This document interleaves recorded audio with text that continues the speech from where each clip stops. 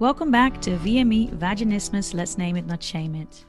My name is Audrey Cairo, and yet again, I would love to leave you empowered and inspired by sharing someone else their vaginismus journey with you. So yes, I think this is episode number 5, it would be. And actually, it will be one of the first that I'm speaking to someone and I haven't really spoken to much, but you will hear more about this when I start speaking to Jenny.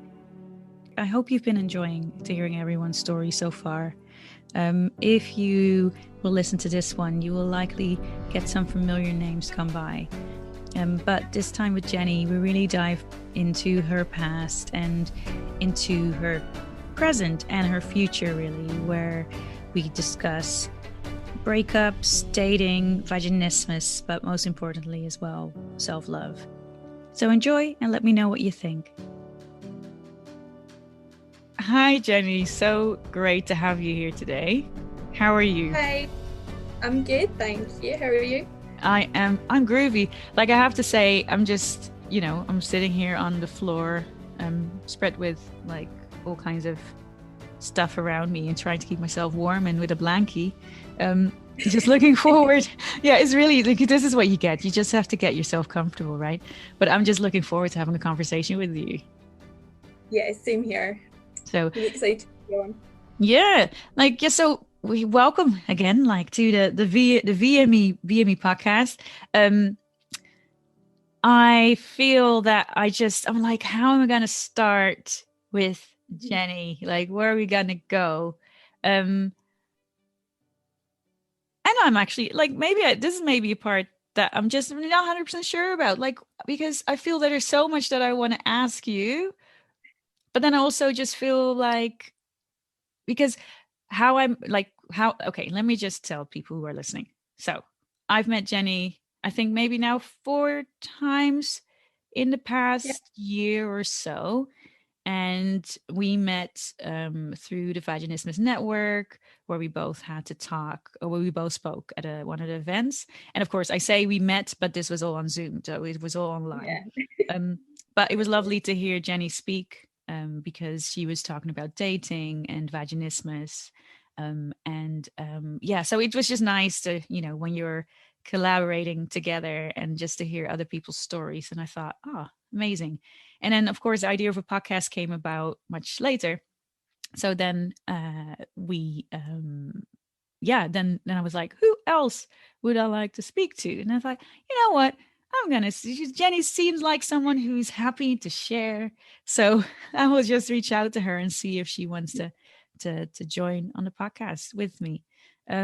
So technically we don't know each other as much as I maybe know the others who I've interviewed before, but that is yeah. great because that gives us even more, you know, yeah, more more things to maybe for me to discover about you in this, in a way, like for me to discover more about you in this call, things that I might not have known or read about.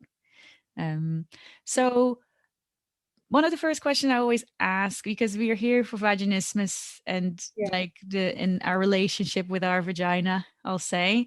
And the first question that I've been asking people, or try to ask people, but mostly I like stutter around it at times, is if you had one word that would describe you and your relationship with your vagina, what would the word be?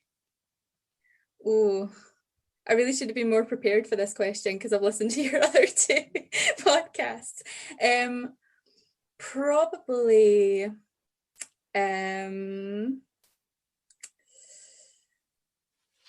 first word that popped into my head, funnily enough, was tense. Um, but I guess it's rocky, probably. Rocky or We go tense? up and down.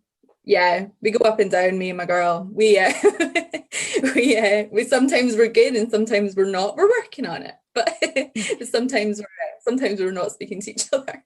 Sometimes you're not speaking to each other, up and down. So is Rocky the word? Yeah, we'll go with Rocky. Okay. Rocky's, yeah. Okay. So yeah, so as you know, like as you've listened to the podcast before, we'll likely then go and have a conversation about your rocky relationship anyway to see what makes it rocky. But before we do that, like I I know that you've written a blog before, and this morning, or let's say before our call, I had a chance to go through to have a look at your blog and just read it through. And what was the name of your blog? Can you maybe share it with people? It's Adventures in Self-Love. Yeah. That's the name of the blog. Yeah. And so one thing that like because I was reading through, and then one thing that hit me that I felt was maybe I don't know, like a start. So I just wanted to, like, I felt I just wanted to read this part. Yeah. So I'm going to Yeah. just read and might have to read it once or twice, depending on my English today. So we'll see. But what, okay, see, here we go. What was I actually telling myself, and by extension, the world, if I said to myself, nobody is ever going to want me if I can't have penetrative sex? In reality, I was saying that I only see myself as a whole to be penetrated, that I had no other worth in all the world and can bring nothing else to a relationship other than being a whole. Was that right? Was that honestly what I thought of myself? It used to be, started the next paragraph. And I was like, wow, yeah, like I was like, okay, that's tense, which was the Yeah. first word. Yeah. That's the first word you said. Yeah. Yeah. So can we start with that part that I just read out? Like, how was it one to hear it? And It's actually quite strange. I haven't looked back over my blog um in a long time actually, and I feel like I'm a totally different person and I'm in a totally different headspace. Um, if you've read like more of the blog, you probably there's a lot of anger in there. It probably comes out. But yeah, it was kind of that part was just this realization of I was starting to come out the other side of that feeling and looking back thinking, wow, I was in a lot worse of a situation than I thought I was, because I genuinely did believe at one point that that was the sum total of my worth in a relationship and as a woman, that if I couldn't do this, I was less than and therefore not worthy of what I wanted in a relationship or I think in life as well. I mean, this is one of the bad things about vaginismus is not just the fact that you can't have penetrative sex. It seeps into so many other aspects of your life, like the way you see yourself, the way you see yourself in relation to other people, your confidence in everything is just like it's just dented so much by this. And I don't, unless you can kind of step back and see that, you're like, whoa, okay, this is wow. yeah, like So wow. And I was just going through it like in a way of like, okay, let me just see what she's written. And then this part I was like, yeah, this is like I this because this is not how I've met you and how I've seen yeah, you. Like yeah, I have seen you at the other end of this in a yeah, way, you know. yeah, And I've heard you speak at the end of this. And so I was like, ah, this is likely the start maybe from or a start of a conversation just yeah, to hear about how you might have felt before and what you've mhm, learned along the way, if that's okay with you. yeah, Yeah. yeah, 100%, Yeah. So definitely. so the whole to be penetrated. A hole to Mhm. be penetrated, right? Holy Yeah, shit. Oh, excuse my bleak. French. No, no, it's yeah, but that was like as bleak as it was. That was how I felt. Mm. Um, How long ago was and this? This was maybe, trying to think, 3 years ago, maybe a bit longer than that, maybe no, probably about 3 years ago actually. So I'd just come out of a long-term relationship. I've been with the same guy for 10 years, and we broke up. He basically, this was just basically my worst fear, realized, was he broke up with me and said that vaginismus was the problem. Like, the reason he cheated was because of I wasn't giving him penetrative sex. And that was just like that for, I think, a lot of people in relationships with vaginismus is like the nightmare that you never want to imagine. So when you're faced with that, I think I was quite lucky, to be honest, in the timing, because I mean, the relationship wasn't, towards the end, it wasn't good, and probably should have ended a lot sooner than it did. But I wasn't in a good place. I'd started kind of building self-love kind of techniques just before that. So I think if I had been in the worst place I was before that, I probably would have reacted differently. But one of the big things about starting the blog was, after that breakup, I was just, they talk about when you go through the stages of grief, and anger is one of them. I felt like I just jumped like straight to the anger stage. I was like, I have to get this out. Like, how dare you? Like, it was properly, and that was a lot of the start of the blog, was kind of, how dare, I'm not just this. I'm not this condition. I'm the whole person, and just because I have this does not mean that I deserve what happened.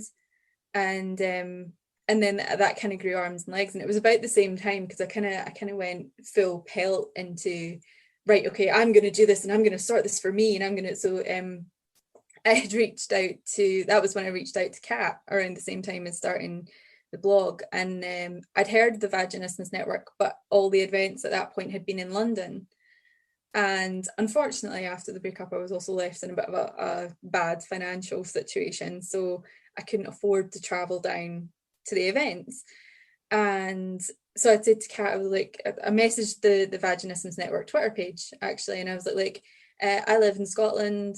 If you're ever having an event in Scotland, please let me know. Or I would love to be involved.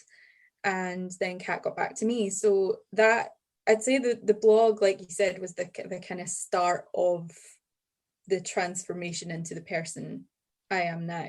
Yeah. So yeah, when you look at the blog and you look at me now, you're like, is this the same person? No, it's like, no, like, it's not even, because we all go through a journey, but we don't all document it in such a way. And now there, a blog is one of the things that is out there for someone to read. And my reaction is not a negative in a way of, oh my God, like, how bitter were you, kind of thing. That's not the what I'm meaning to say, but it's like, holy shit, like, I understand the feeling, especially when you said, if it has been a reason, is it if it's a reason that's been given to me, it's I've got, like, I was biting my lip when you spoke about your breakup. I was biting my lip as not to react to it. So I'm not going to try to react too much right now either, but it's like, okay, right? So you say, was that all of what I was, or that you wanted me to be, in a way? Yeah. Yeah. So can you tell me a bit more about, because you have been in a relationship for did you say 10 years? Yeah. But like, could you tell us a bit more about when you found out about vaginismus, or that you had vaginismus? Sure.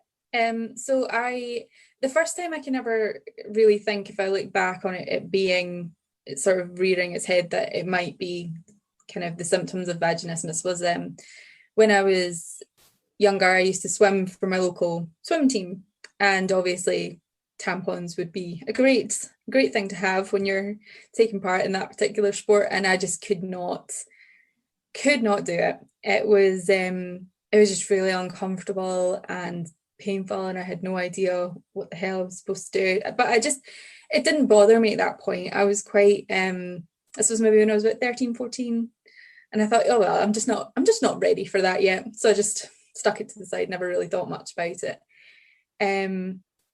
And it was only really when kind of I started getting into relationships that it sort of became a problem. And I can remember, like, I had one kind of boyfriend, and I say boyfriend, you know, when you're like 14 and you have a boyfriend, and it's like You practically think that you're going to marry him when you're 14, though. Yeah.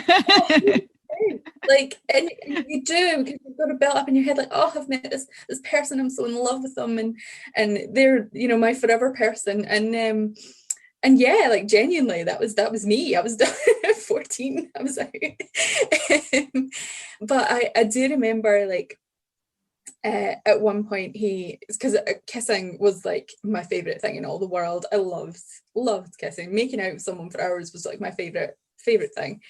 And I do remember at one point he did, like, with absolutely no kind of foreplay to speak of, just stuck his hand down my pants and tried to put a finger inside me, and I was like, whoa, okay, no, and like, it was really painful, and I was like, no, absolutely not, that's not happening, no. And then he broke up with me, and he kind of cited the fact that he called me frigid because I wouldn't do what apparently all the other girls were doing, because his friends had told him that this was what girls were doing. And it's like, looking back, it's such schoolboy bullshit. Apologies for the swearing. No worries, there will be a sign. Caution, swearing. Exactly. But yeah, it was it was, I mean, looking back, it was just, but when you're in that kind of so in love with someone, that is devastating. And I do like, that really, like, kind of sticks out as a memory for me.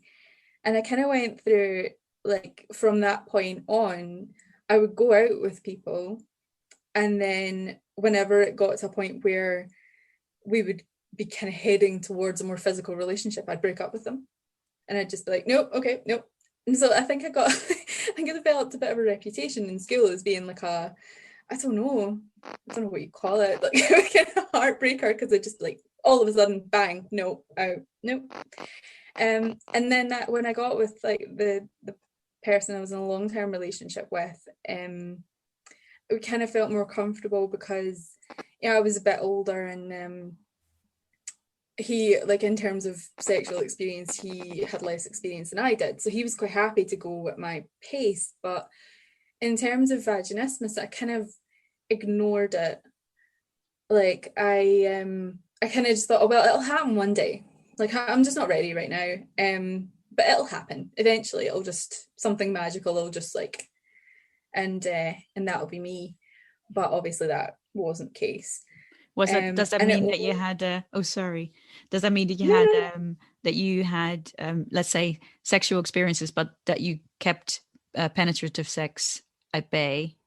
Yes, yeah. So I did have kind of sexual relationships, but whenever it got to a point where it looked like it was heading towards, he's going to want to try penetration at some point, I'd just be like, nope, not having that. Like, it's so deep in denial, it was like a bit funny. But like, for me, it was kind of that's what I like, and that was okay for me. But to push on anything else was just, and I don't know if it was the kind of fear of rejection if I couldn't do it, or if I just didn't want to do it. But yeah, I wouldn't even let them get to that point. But then obviously me and my kind of long-term partner had been together a few years. I went to uni, and it kind of became more apparent, right, this isn't just going away, nothing's magically happening, because, like, we tried and a couple of times, and it just wasn't happening. And it was kind of like, you're still like, oh, you know, we're still, you know, we're late teens, might be just a little bit later than everybody else, but it'll be fine, we're happy, it's all good. But when I went to university, I was like, oh, okay, right, this isn't normal. I don't think this is right. And that was when I started I tried to go and talk to my GP. And I was met with all sorts. I tried, I think, 3 times to go and speak to different GPs about it. Because the first time I went, it was a male GP, and he was like, oh, just have a couple of glasses of wine and try and relax. I know there's so many people that have heard this, and I could rant about that forever. But yeah, that was one of them. And I was just so like, really? Like, do you think I haven't tried that? Like, if I could just relax, that would be fine, but I can't. And then so I kind of came away from that a bit disheartened, and then I thought, right, okay, well, maybe it's because it's a male GP, like I'll request a female GP next time, and went along. And then it was like, all right, okay, we're gonna send you to therapy. Like, have you been abused? And I'm like, no, I don't, not that I can recall. I haven't been abused. And but she seems like kind of adamant that this was what it was, that I'd somehow been kind of abused at some point, and that was what was causing it. And I was like, oh God, like, and that kind of reinforced in my head, it's like either something has had to have gone terribly wrong with you, or you should be able to do with it. Like, you should be able to do this. And if you haven't been through something horrendous, then you're just being a wimp about it, and you should just kind of man up and do it. And that it just like battered my confidence so much. And then I think the third time it was, you get the letters from for your smear test.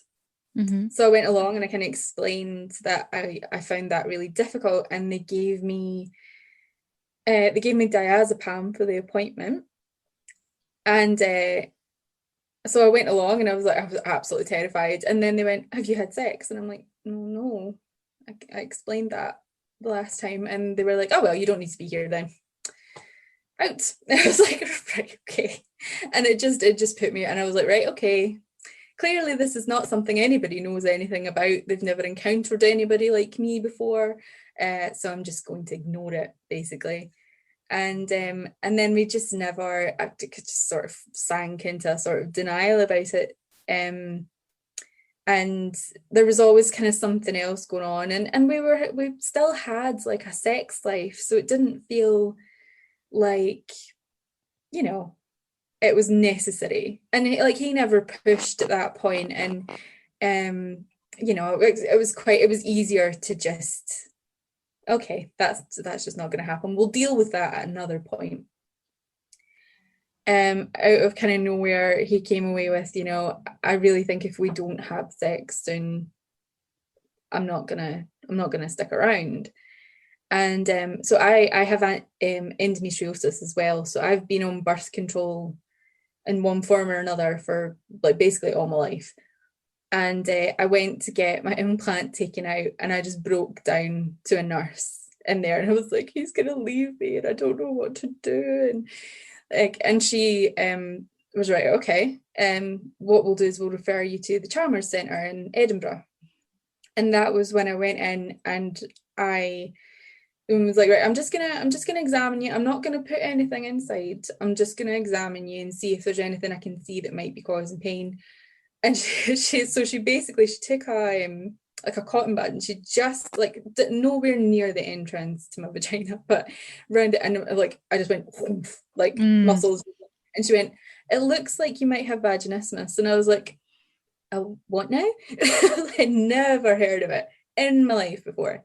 And she was like, so she sat and she kind of explained what it was, and I was like, that's exactly what it is. Oh my God, that's a medical condition. And it was just such a relief to know that it wasn't me, because I had spent my life up to that point thinking, you are just a complete wimp. Like, everybody can do this. Why can't you do this? It seems like a very simple thing to be able to do. And so that was huge. Yeah. And then from that, it kind of went, so she was kind of giving me exercises for sensate focus, and kind of gave me dilators for the first time.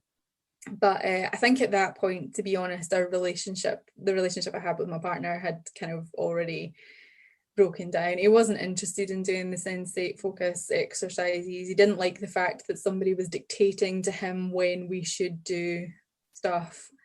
And I think it, like, kind of by that point it just wasn't happening. So I'd kind of already started the kind of process of coming out before the relationship ended, but I think the relationship ending was the catalyst of more the worth in myself side of things rather than the physical aspect of vaginismus. So yeah, that was my timeline for vaginismus. Yeah, but it is quite a timeline, but it's really like I'm almost with you when you were with that nurse, or was it a nurse, or when they actually did the swap, or no, not the swap. I'm saying about. Yeah, so it was a nurse, yeah. Yeah, so but then when they said because they send you to who did the little cotton bud? It's Chalmers is a sexual health clinic Okay. in Edinburgh. So Okay. it was like a specialist kind of clinic. Okay. And so it was a nurse that I saw in there, and she was like, I'm gonna have a look. And that was just having someone who obviously was trained and kind of knew what they were talking about. Exactly. Yeah, like what came into my mind was I was there with you while the nurse was saying, I'm not gonna go and insert anything, I'm just gonna examine you. And I all of a sudden, it sounds maybe really like a visual, but I just all of a sudden just was like, because you couldn't see what she was doing either, Yeah.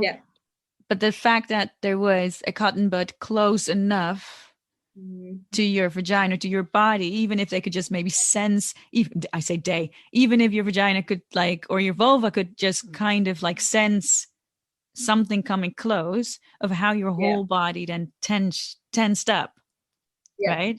It's like it's like a hedgehog situation, right? Like it's not the same, but it's like I don't want to hurt you. I don't want to hurt you. Oh no, I'm gonna curl up in a ball. Tense, it's like, no, don't come near, without you even noticing that was happening for you. No, it's completely involuntary. Like it is. It's just like, oh, danger. Nope. Yeah, danger. Close the doors. Shut down. Yeah. Wow. It's such a. It's and I'm and then I also feel the relief of when someone says, "Oh, you might have vaginismus," and then you're like, "What?" So I'm not like, it's not just me. There is a condition. There is something here. Is a medical term. Wow. Okay. So and then because you said about you and your relationship, like it sounded that the conversation, let's say that the conversation that you might have wanted to have was already like there was already no room for that anymore. I think by that point, I mean, before I'd went for that appointment, it was very, very rare that there was even any affectionate touch between us. And I mean, it sounds ridiculous now because I'm like, why did you stay in that if there was no affection? But like there wasn't a lot of cuddling or kissing or even hand holding at that point. And it got to a point where if we ever did try anything, like my body would just go numb. Like I was just like, there was no, I was so braced for the fact that at some point in this he's gonna try, that my body just shut down. And I think looking back, to try and come back from that maybe just wasn't, I think I had maybe gone too far. I mean, not that it would have been impossible, but I think like obviously that it requires two people to want to try that, and I think that had just gone by that point, unfortunately. But I think it was good though, because then I was like, right, okay, well, if he doesn't want to do it, then I'll just do it. So that was kind of, I started sort of very, very slowly coming to the right, okay, well, this isn't just a thing for like us as a couple, this is a thing for me. Like I don't want to have this anymore. So I'll start doing the exercises myself. So like I started doing kind of the sensate focus stuff in the shower, and like whenever I could get a moment to myself, and that did start to make, so it was like little baby steps towards that kind of independent dealing with the vaginismus, instead of it just being I want to do this because I don't want my partner to leave me, which was how it started, basically. Yeah. So I guess I should thank him for giving me the kick, but that's all he's getting no more than that. Because yeah, that's what you also said in the blog. I like not to give him too much credit, for certain things. But like if it's Yeah. if you think of, because the part that I wrote or that I read out to you, that was when everything just had happened. So what Mhm. happened then after? So you had you started practicing, you connected. Mhm. So I just am curious about what happened for you to now be the person you are now. Well, I have to give like major points to Kat for this, because I think connecting with someone was like a springboard for me becoming this person. So as I said before, like I'd messaged the Vaginismus Network Twitter account. I was like, I really hope you do something in Scotland soon. And then Kat reached out and she was like, well, actually, I live in Glasgow. Do you fancy meeting up and getting a coffee? And I was like, yes. And I remember we met up in a coffee shop in Glasgow, and it was just, I don't know what it is, and I don't know if you find this as well, like when you go into the Zoom calls, but you just click with so many people. And I don't know if it's because of like a shared experience, but like Kat and I just got on like a house on fire. And just to be able to talk about this in a normal conversation with somebody who knows exactly what you're talking about. So when you say things like that, they go, yeah, or they can like finish the sentence for you. And you're like, oh my God, like this isn't, it's not just me, it's really other people that are going through this. And that was huge, because it was like suddenly it wasn't this, because before, like even before I'd met Kat, and it was still this real like problem. And I remember like I'd started dating again, and I went into it with this very, like, I'm really sorry I have this thing, and I understand if you don't want to be with me because of that. And people wouldn't like, nobody ever said like, no, I don't want to be with you because of that. But there was some people who were like, oh right, but I mean, are you trying, like, will this be, so there was a lot of pressure to kind of be all right, but will it be okay at some point? And me and my kind of mindset, that I was like, oh yeah, I'm trying, I am. Whereas it was just so the only people that I ever really spoke to about this were potential sexual partners, Mm. and it wasn't always supportive at all, because I mean, they don't understand what it is or what is it, because nobody's, hardly anyone's heard of this. I mean, we're working to change that, but hardly anyone had ever heard of it. So to talk to someone who knew exactly what you were going through was, I can't describe the relief and the happiness that came from that. It was amazing. Yeah. um and then we kind of spoke about, oh, it would be really good, because like I had spoken to her about, I would really love to go to one of these events in London. She's like, oh, we should maybe start, thinking about doing some in Scotland, because there are probably a lot of people that are kind of in the same boat. Tried to set one up, and I remember we kind of advertised it, and two people kind of volunteered, and one of them was Alona, Oh, and come along, yeah. And so we were like, right, okay, we can't justify the booking of the room with two people, unfortunately, but we were like, we could go out, we could go and meet somewhere for a drink or something like that. And we actually went along to a play at the Fringe Festival in Edinburgh. I can't remember the name of it now, that's terrible. It's like, have you heard I've written a play about my vagina, or something like that. But it was basically about a woman who had vaginismus, and then it just started growing. So then we had Ilona, and then I had like three people that knew about it. And because I could talk to them, I then became okay with talking about it to other people. So like my closest friends, we'd been to a gig in Glasgow, when I was still in that relationship, and I'd had a bit to drink. And I can remember the first time she ever heard me talk about it was I was like in hysterics, crying in the middle of George Square in Glasgow. I'm like, I can't have sex. It's so painful. And like she's, she's half drunk as well, and she's like, it's okay, it'll be fine, it'll be fine. But not the best way to have a conversation Like the about drunken something. girls together. Yeah. There is no stronger solidarity than drunken girls together. Together. It Because it wasn't comes probably the out, best. because the information comes out of nowhere. Well, I was like, I've been holding on to this, and I just needed to share this with you right Yeah, now. yeah, yeah. Yeah. It just tumbled out in Yeah. no coherent way whatsoever. Yeah. Um, then I kind of started like talking to my friends about it and being like, oh well, actually, this was a problem that I've always had. I remember like talking to my friend about it after the breakup, and she was like, because she's in a relationship with a woman, and she was like, but Jenny, if sex, like penetration isn't part of our sex life, and I'd still count myself as having had sex, so you know you were able to have sex, just maybe not the sex he wanted. And it was just such a kind of eye-opening, like, oh, you know what, actually never thought about that that way before. And that was like, it was just such a relief when you started talking to people.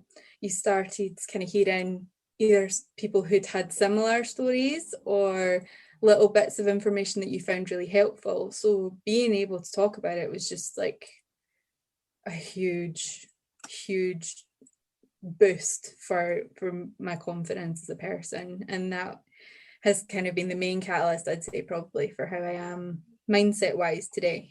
Yeah. So besides connecting and besides getting your confidence back, like what else did you do that had helped? Well, so the other thing I kind of started to do was, as well as kind of talking to people about it, was when I came out of my relationship, I kind of was like, I started like reading a lot of books, totally dove into the very stereotypical self-help stuff as soon as I came out of breakup.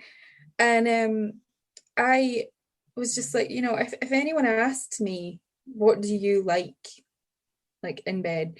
And somebody, like a partner did, when it, like not long after I broke up, they were like, oh, so what do you like? And I'm like, I don't know, you tell me. Like I had no idea what I personally liked preference wise, because in my kind of mindset, I was just so happy that someone wanted to like be physical with me, that I kind of put all my attention on my partner, because I knew that I had something that they couldn't have. So I felt like I'm what's the word, like denying you this, so I have to make up for it by doing all these other things that you'll like. But I never really took the time to go, well, actually, I have no idea what I like personally.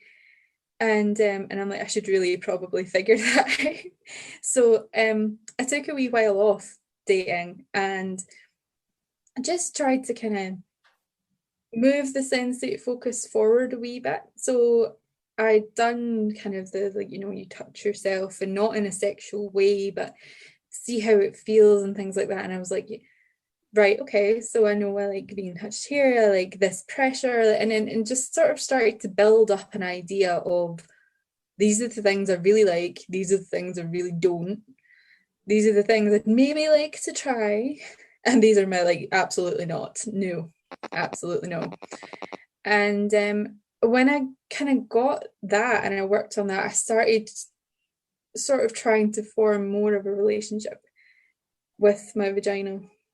And that's when the kind of rockiness, because like, I know this sounds really strange to hate a body part, but I hated my vagina. I was like, you are nothing but a problem to me. Like, between painful periods, not being able to have sex, the whole thing, I was like, why are you like this? And then, I was like, you know what, you've been really horrible to her for a really long time. And I cannot remember the name of the book, but um I think it's called The Body Keeps Score. Yeah, the I body can't keeps remember the score. author. Yeah. Yes.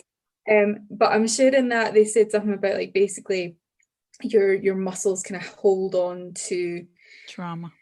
trauma. And I'm like, you have been re-traumatizing. Like aside from everything else that's happened, you constantly telling yourself that, you're useless, that you bring nothing but pain, you don't give me what I want.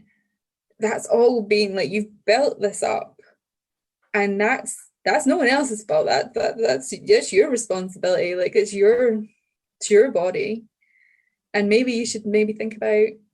So I'm referring to myself as a No, but person. no. Like if you will listen to the rest of the podcast, I love the way you're talking about it, because it's like putting it outside of you for a second to look around it Mhm. and to observe it. Yeah. Yeah, Sorry. and like you should really do that. Hasn't worked. Like you cannot beat yourself into a pulp emotionally and expect anything else to happen. You've done that for decades and it really hasn't worked. So maybe it's time to take another approach to this. So, and by this point, obviously, I've been to a few events with the Vaginismus Network as well. And um, just like no pressure, but just holding myself, like a kind of cup in my hand and just holding myself. I'm like, okay, I've got you. You're fine. Nothing bad's gonna happen. And then just so it got to a point where I was talking about the nurse kind of touching and then it would spasm. So like that didn't happen anymore. So now we got used to okay, like, and I'm like, it's me. I'm not going to hurt you. There's no reason why I would hurt you. I have no interest in this being anything but a pleasurable experience for us both. And you kind of start to work with your own body, and that becomes, it starts, all right, okay, so we like this is good, we'll keep that going. And all right, okay, we've tried that, that's not working so much. But so when you start to get the relationship, and I always say it's like a relationship with yourself. So I know this gets bandied about a lot, and you like see it on Instagram and everything about the relationship with yourself is the most important relationship you'll ever have.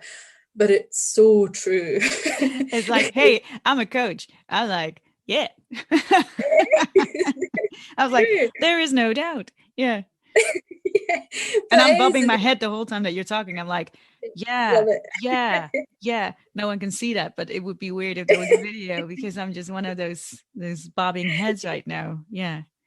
Like But what I really hear you, I hear you say you earned back the trust, or your body. Like there is something with trust, and yeah, you're rebuilding. What I hear is that you were rebuilding the trust with your yeah, body. It's like yeah. where it had that cotton bud Hmm. and thought, holy shit, no, to, oh, okay, you weren't hurting me before, or you're Yeah, not doing that again. And actually, when we started the conversation, you mentioned that first time boyfriend when we were 14, that was maybe one of the moments that it was like, oh shit, hold on, that hurts, right? yeah, yeah. So that's where it And gets it's memory, the muscle memory. Is like when you say the body keeps score, like it kept score from a young age of what had hurt before. yeah, yeah, 100%. But it's really funny, like when you start doing that, and like I said in the last one about putting the little I've got a little post-it note on my computer screen that says "Hey, gorgeous," and When you say the when last you one, you have to say what you mean, because not everyone was at the last sorry, time. So yeah, so let me say, the last the last time you ever. spoke, yeah, last time when you spoke at an event, you spoke about like affirmation. Just assume that all these people are going to know what I'm It's talking like about. everyone knows everyone. This is what, like, Yeah, to be honest, in my little world right now, it is, but hopefully everyone will get to know everyone soon yeah, anyway. But you were yeah, talking about affirmations, and you were talking about yeah, having a post it on your a mirror that said, "Hey, yeah, gorgeous." Yeah. yeah. But like when you start, because I mean, when I kind of learned about positive affirmations and stuff, I kind of felt a bit weird about it, and I'm like, this seems a bit stupid. But once you get into the habit of it, like I found the way I speak to myself daily has changed now. Like, for example, if I get period pain now, I'm like, right, honey, what do you need? What do we need? And it's just, right, okay, you need heat, you need to lie down, let's make some space for this, because this is what you need right now, and I'm going to give it to you. Like, you start caring for yourself in a way that I think sometimes you sort of expect that's for someone else out with me to do. Someone else is supposed to come in and take care of me instead of me doing it for myself. And that, I think, plays a huge role in, I mean, obviously dating right now because of COVID is very difficult, but nay, impossible. But having that kind of confidence in yourself and knowing your body and being in a really positive relationship with yourself, you're then like, all right, okay, I don't really, like, if you're not doing what I need you to do, and obviously that's not a, don't cut everybody out because they're not doing what you want them to do, but when you have that knowledge in yourself of, I can take care of me, I can give me all the needs, all my needs can be met by me, you can, one, you take the pressure off the other person, and two, you're able to vocalize what you want and how, like, what you don't like in a very confident kind of way. And because I'll be first to admit, communication, I was horrendous at it. Absolutely horrendous. Everybody had to read my mind. And, you know, if they didn't, I would be like, oh, I can't believe, how could you not know that I wanted that? But it's like, if you can't vocalize it and you don't know these things, then, you know, how's anybody else supposed to know? So yeah, it's good. And one of the first kind of talks I gave in Glasgow, the first live Vaginismus Network event I was at, I kind of phrased it in a way of, because a lot of people had kind of asked me when I set up my Instagram page, I would get a lot of questions like, when do you tell someone? And how do you tell someone? And as I said before, like my previous example of this was to be kind of, I've got something to tell you, and just brace for this, you're going to get knocked back. And I build it into this huge big thing. And also you always keep a little bit of yourself back when you're talking to someone, because you're like, I don't want to get too close because eventually I'm going to have to tell them this, and then that could potentially be it. And so then I was like, you know, you don't have to do it that way. I don't think that's necessarily a good thing. I think if you reflect that this is something I have, it means that this is off the table, but I love doing all these other things. Pick one of them and let's go with that. Then it's like, it's not a big deal, and it's not the be all and end all of your sexual relationship. And I think if you phrase it that way, it's not huge. And as for when to say it, when you're comfortable, like, because I've been guilty of doing it like all sorts of ways. I've been guilty of, like, you know, I just want to get this over and done with, so I'd like tell someone really quickly, and it's like, that probably wasn't the best time. I don't know this person really. They don't need access to that part of my life yet.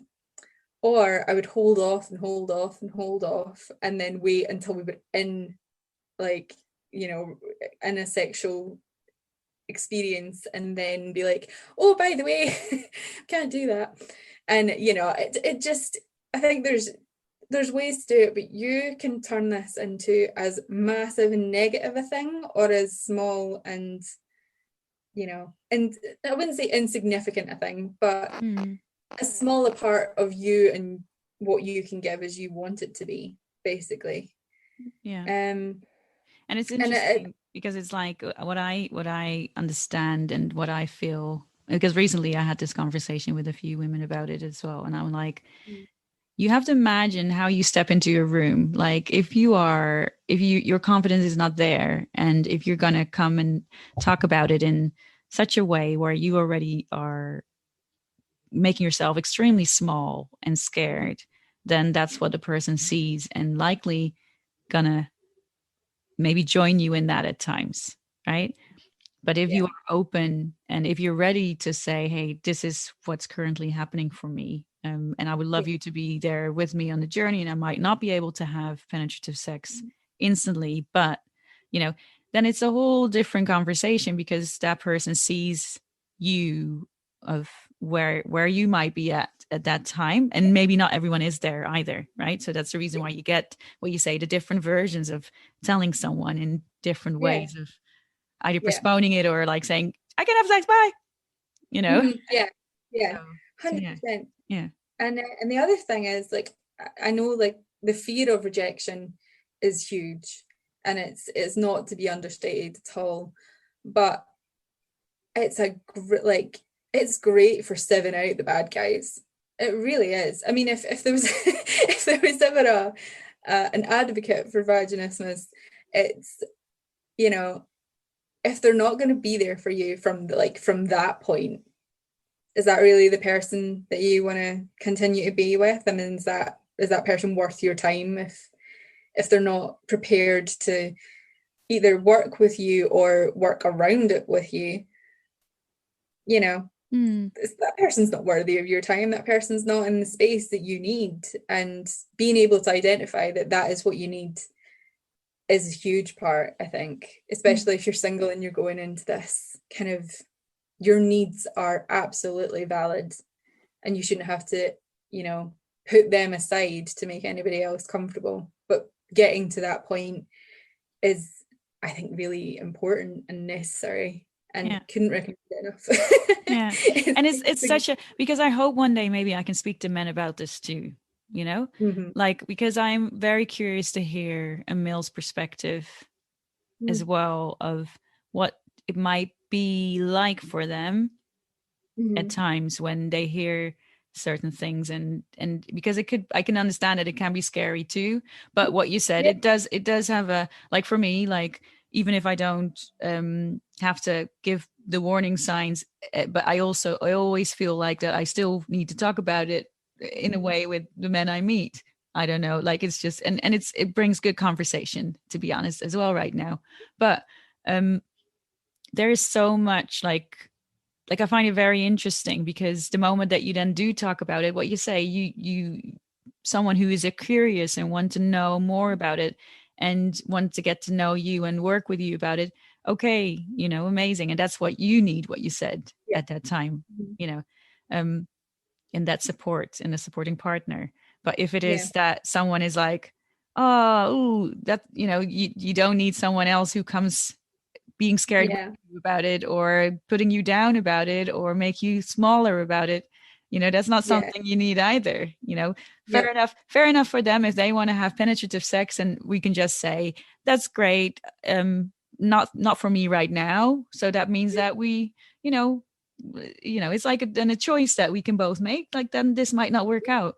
But what you said in the beginning, when you're starting dating, you like someone and you want to share it, then it's a good way to see if like, oh, what type of person is this, in a way, Mhm. you know. I'm Yeah. not saying that everyone should use it as a tool, to be honest, because No, no. I don't want to say that everyone's bad or good or whatever, but it's just, it's No, an interesting definitely. conversation point. But Yeah. but where are you now in your vaginismus journey then?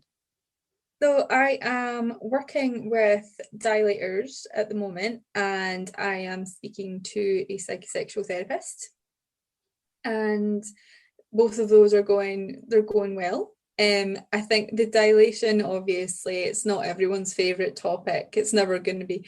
I'm working on kind of trying to make it as pleasurable for myself as possible. And again, that kind of the self-talk, like, honestly, if people could hear my brain when I'm trying to dilate, it's a proper, like, pep talk going on. And again, like, I just try and make it as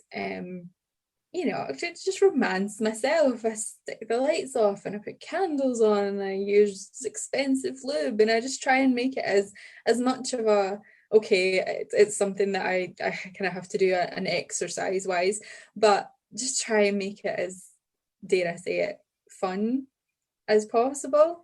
And the Vaginismus Network did a really, really good series called Dilating is Doable, and it comes up on their Instagram a lot. And I've taken a lot of tips from that, because as much as my mindset was in the right place, the dilators had still been lying at the bottom of the drawer, and I was like, I'm gonna leave it. I'll leave it a wee while. But end of last year, I kind of thought, right, okay, I think I'm in a good enough headspace that I'd like to give this a go.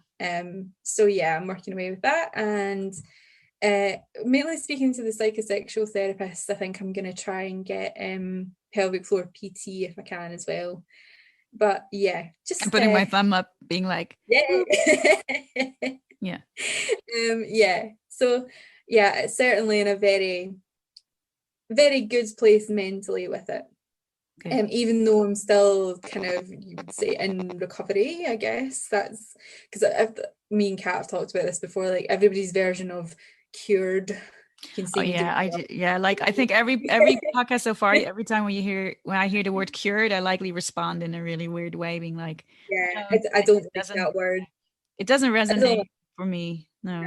know, because everybody's like goals for this are different, and it's just, so I'm kind of in a place where I'm more curious. I would like to add it to my menu of sexual things to do, but it'll take as long as it takes, and Yeah. I'm in no rush with myself to get to a specific point very quickly or anything like that. So yeah, it's I'm kind of adding it on to, this is the next part of my getting to know my body. Hmm. It's so funny because I said this. I'm not sure if whose podcast will come first, but I said this in another podcast of, maybe one day we'll have you back and see where you are, right? Yeah, an Um, update. an update of where everyone is. But it's because there are two things that stuck with me, like what you just said about um like hold on, Audrey, where was I in my head? Because there was this part that you said that made me think of doing the pelvic floor exercises and like, like the PT type of Yeah. part, like, and I'm like, because the reason why I can't sit with the word cured is because it is like learning how to use your muscles, right? Yeah. And that's a process, and it's besides our heads and besides our, it's like me saying, oh, I will never be able to touch the floor while I do all the yoga, and like I'm not doing all the yoga at all, to be completely honest with you, because I Yeah. don't do all the yoga. But I'm not saying that it's as easy, but it is building a muscle, like mentally and physically, and to Yeah. create that connection between the two. And that's what I find very important for people to know, because I know in different countries there are different, I want to say different, between brackets, remedies that people Yeah. say that would help, but your mindset is as important as your body's mindset, right? Your the setting of your body. That's the reason why you mentioned the body keeps score. Hmm. I also want to say bravo for reading that, because it took me a while for me to get through that properly. Yeah, it did. It took me a while as well. Yeah, But yeah, it was really like, good. but it's so good, like especially if you're interested in like somatics and like psychology around like our as humans and trauma. But then also what stuck with me is that, which is maybe something me saying this in repeat to people, is of how it's so hard to be kind to ourselves and having these affirmations and almost brushing it off because, hey, that doesn't work. But we're really happy to tell ourselves off. We're really happy to do the opposite of the affirmations. We're really We're happy very, to just say, you are, you're not worth it, or you've got an issue, or stupid cow, like all the stuff, right? We're yeah. really happy to have those. I don't know, how will we call that? Like, we're really happy to have the shitty affirmations Yeah, yeah. in our Like negative lives. affirmations. Yeah. We're very good at negative affirmations. Yeah. And Well, yeah.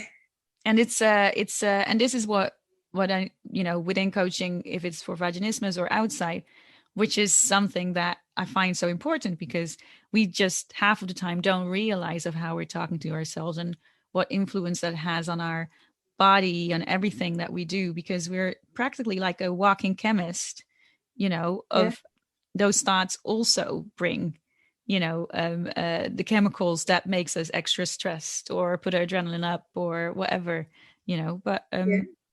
but yeah, 100. but I just, because I'm just also looking at the time again, and I'm like, oh, geez.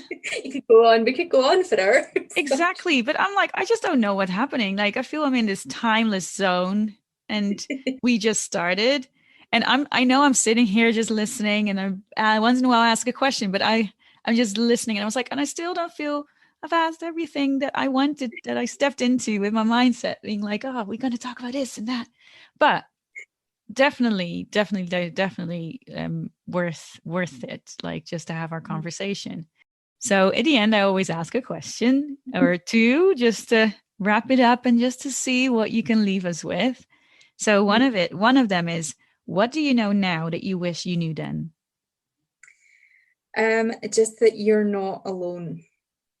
I think if I think back to the years kind of before I started working with the Vaginismus Network, or knew anyone that also had this, it was so isolating, and you just felt like you were the only one. And again, I've heard so many people say the same thing, but you feel like you're the only one in the world with this, that you're completely alone, nobody understands, and to not know that there are other amazing women in the world that also happen to have this is, yeah, I just wish that there was something that I could, like, the network was there when I was 16, because that, I think I would just have had a completely different experience if I'd just been able to connect with people before that point in a positive way as well. Because one of the things I did when I first kind of started talking about it, I got put directed towards this Reddit page, and it was, I mean, obviously it was good that there was a space, that it was clearly needed, but it was so negative, and it was just a reaffirming all the fears I had. You know, it was, I have this and my husband's going to leave me, I have this, and I'm a freak, and it just kept kind of, and that wasn't, I don't think that did me any good. But having somewhere where you're like, right, okay, we happen to have this, come and have a chat, tell us what you like, feel free to vent, but it's a very positive space, that makes a huge difference. So Mm. yeah, I really wish I knew that there were other amazing women out there in the world that had this. Yeah, I think yeah. that would make a huge difference. And you're helping with that right now as well. So, I'm trying. and what is it? What is a top tip that you would like to give? Use the network. Find the Vaginismus Network. Contact the girls. They are amazing. And if you can get put in touch with someone in your local area that you can meet up with, I promise you, I know it sounds so strange. If you had told me 4 years ago that I would be able to sit in a coffee shop or a pub and openly talk about my vagina as if it was the most normal thing in the world, I would have thought you were insane. But it happens. You will get to that point. But yeah, just use the network. Amazing.